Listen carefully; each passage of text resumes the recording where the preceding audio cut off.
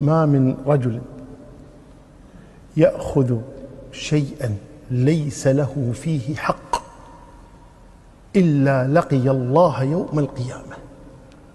ولأعرفن أناسا يأتون يوم القيامة ومعه بعير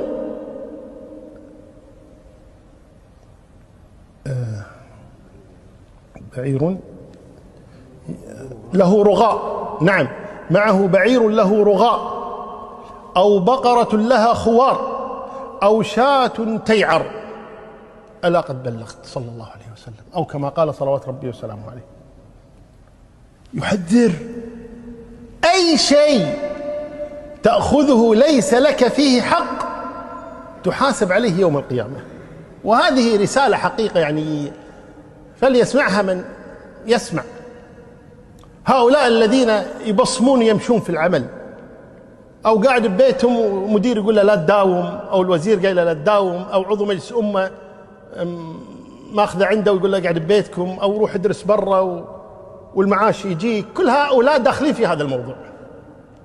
أو النساء التي يعملن وجالسة في البيت ومسجلينها على دعم العمالة. كل هذه الأشياء الناس ماخذينها على وناسة. يجيني راتب وأنا جالس ببيتي ونايم مرتاح. لا والله ما أنت نايم ومرتاح، لا تحاسبن على هذا كله. تريد معاش، تريد راتبا، اعمل. يقول لا، هم المدير قايل لي قاعد ببيتكم. ما في مدير قاعد ببيتكم، خل المدير يعطيك معاش. أبدا. ما في شغل، انتقل، ابحث عن عمل فيه شغل. اتق الله وخذ المال بحقه.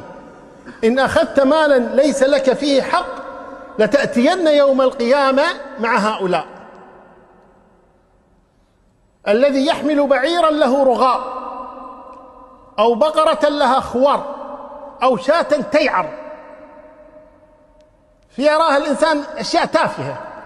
شاة هو قاعد ياخذ 1000 دينار أو 2000 دينار كل شهر مدة 5 سنوات. كم شاة؟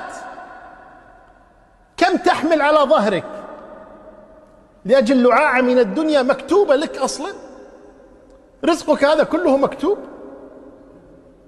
ومستانس تدرس ومسجل موظف، أو جالسة في البيت مسجلة موظفة، أو المدير قال لا تداوم، أو يبصم ويمشي يروح البيت ويلعب وداخل النادي ومدري إيش، ويبصم ويمشي وكذا.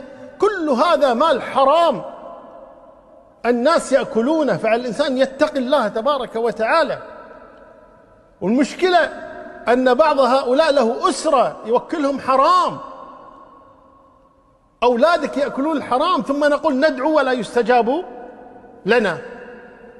والنبي صلى الله عليه وسلم يقول: ذكر الرجل يطيل السفر أشعث أغبر يرفع يديه إلى السماء: يا رب يا رب، ومطعمه حرام، ومشربه حرام، وملبسه حرام، وغوذي بالحرام، أن يستجاب له. ليس الحرام فقط أنك تسرق من الناس، أنت تسرق، هذه سرقة، هذا أكل مال بالحرام.